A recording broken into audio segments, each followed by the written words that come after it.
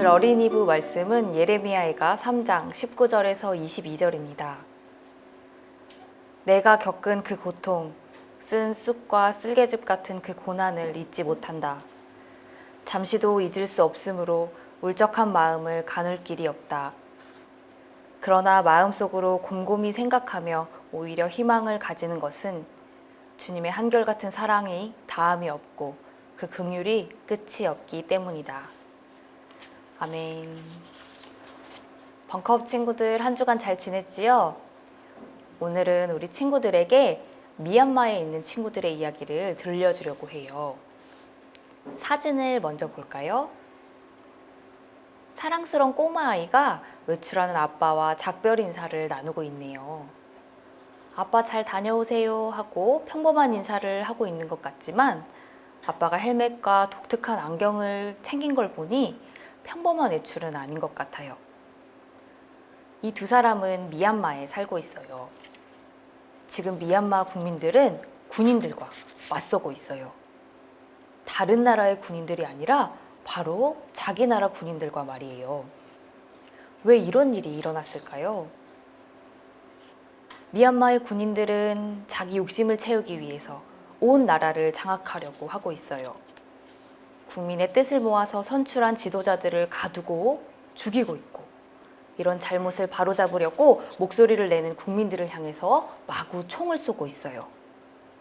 국민들을 보호하기 위해서 만들어진 군대가 국민들을 향해서 총을 쏘고 있는 거예요.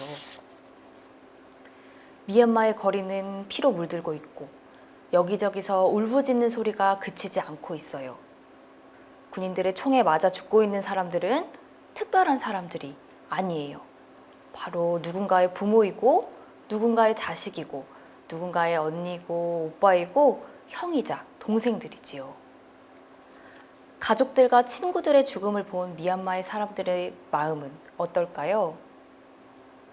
미얀마 사람들은 이제 총이 두려워도 더 이상 안전한 집에 꽁꽁 숨어있지 않기로 했어요.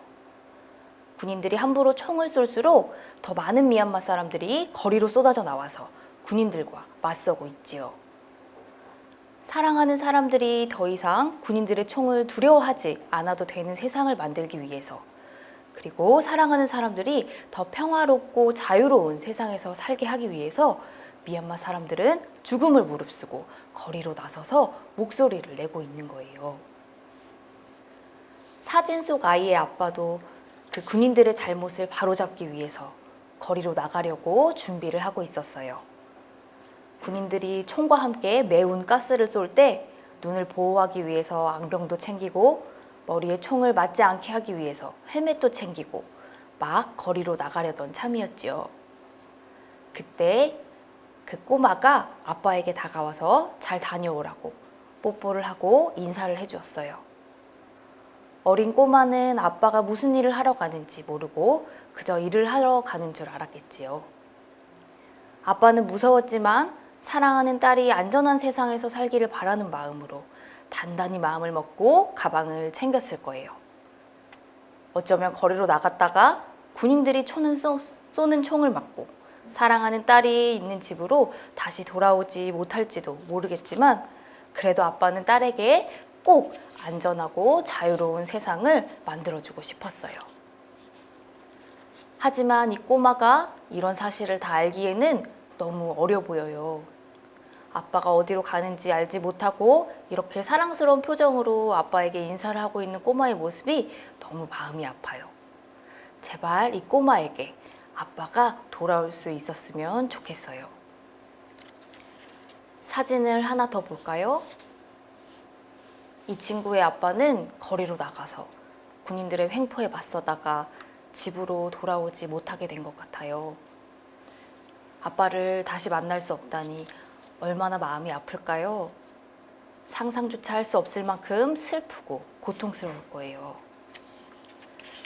그리고 41년 전, 이 아이의 아빠도 집으로 돌아오지 못했어요. 우리나라 광주에서도 이렇게 집으로 돌아오지 못한 아빠와 엄마, 형과 언니, 동생들이 많았어요. 지금의 미얀마에서 일어난 똑같은 일이 41년 전 광주에서 일어났기 때문이었어요. 거리마다 총소리가 울리고 집집마다 울음소리가 가득했지요. 전두환과 군인들은 자기들의 힘을 더 강하게 만들기 위해서 광주 사람들을 희생시켰어요. 다른 국민들이 이 소식을 알면 전두환과 군인들에게 대항할까봐 광주의 모든 길을 차단하고 전화도 끊고 어떤 소식도 바깥으로 새어나가지 못하게 한 다음 광주에서 북한군들이 횡포를 부린다고 거짓말을 꾸며냈어요.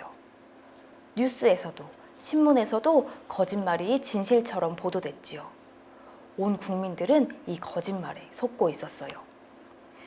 하지만 광주에서 우리나라 군인들의 총에 죽어간 사람들은 북한군들이 아니라 성실히 일상을 살고 소중히 일상을 지키려고 했던 사람들, 이웃과 정을 나누고 살던 평범한 사람들이었어요.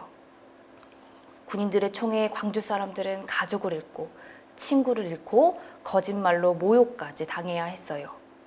아직도 그 거짓말을 믿고 광주에 대해 함부로 말하는 사람들이 있지요.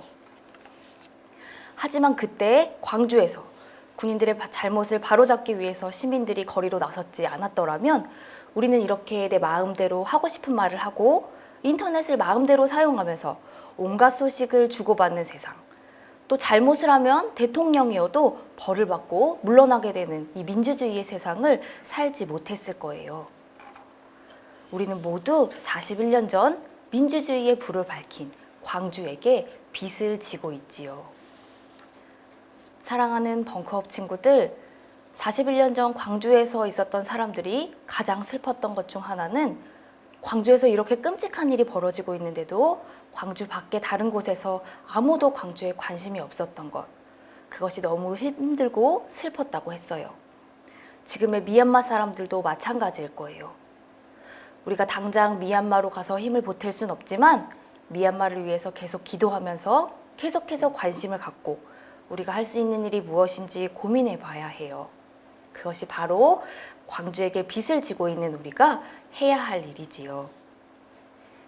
미얀마를 위해서 관심을 가지고 기도하고 또 우리가 할 수 있는 일을 찾아서 힘을 보탤 때 미얀마 사람들은 더 이상 외롭지 않을 거예요.